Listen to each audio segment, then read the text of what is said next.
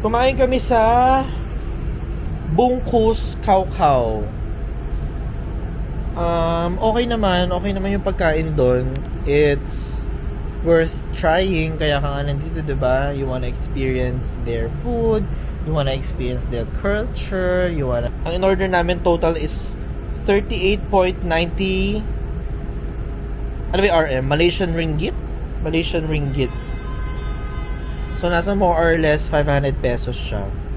Ang ginamit naming payment method ay yung CIMB bank card ko. Kasi, di ba, Malaysian bank. So, ginamit ko siya dito.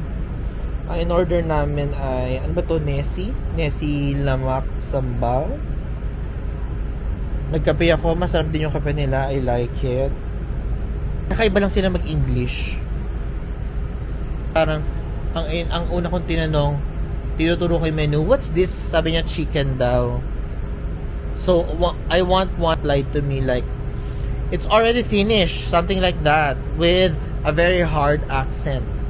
So, medyo loading tayo doon sa mga accent nila. Yung pa rin sabi niya, finish, meaning, ang ibig niya sabihin, it's not available. It's out of stock, parang ganon. There's no chicken available. So, para decision si ate mo girl, siya na ang nag-order for me. Sabi niya, siya na nag-order for me. She ordered prawn something. Gusto ko yung lasa niya. Halo-halo siya ng... Pero parang sobrang alat. Di ba? Nasilemak na prawn. Di ba sa Pilipinas, maalat na yung pagkain natin? Dito parang times 2 yung alat nila. Tapos may kasama pa yung dilis, ha? Maalat na yung pagkain, meron pang kasamang dilis. So, sobrang alat na, di ba? Pero ubos ko. Naubos ko siya kasi sayang ang food. Ayaw natin isasayang ng food. So, meron siyang pipino. It's a rice meal. Meron siyang nuts. May mani. May dilis. Tapos, yung sauce niya na sobrang ang daming lasa, halo-halo.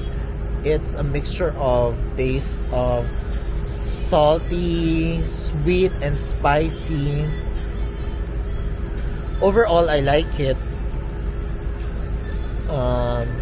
Gusto ko rin yung nila, yung presentation ng food nila na maliit lang yung plate, tapos paper yung unang layer, tapos banana leaf na 1 square inch yung size or 2 square inch yung size. And then nandun na yung food mo, di ba? Parang super environmental friendly. Less din yung parang, di ba, nagagamit na utensils.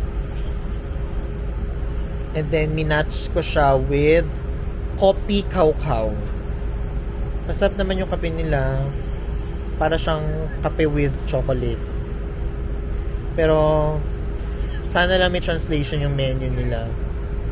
Yun lang, wala masyadong translation yung menu. And then after namin kumain, pumunta na kami para i-claim yung nabook namin saan natin nabook yun? Yung hop on hop off sa Klook. Mag-book kayo sa Klook ng hop on hop off na bus tour kasi mura siya doon. As alam naman natin lahat yun, mura sa Klook. Kasi kapag binili mo siya dito, doon sa kiosk, pag bumili ka doon ng ticket, it's worth parang 60 Malaysian ringgit.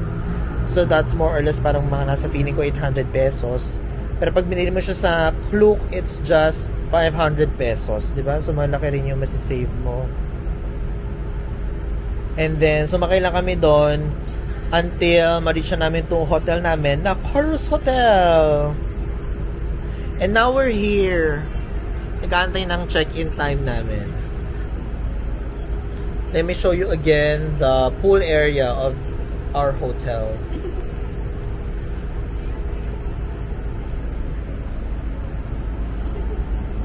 Ayoko nang tumayo, kaya okay na yung ganyan.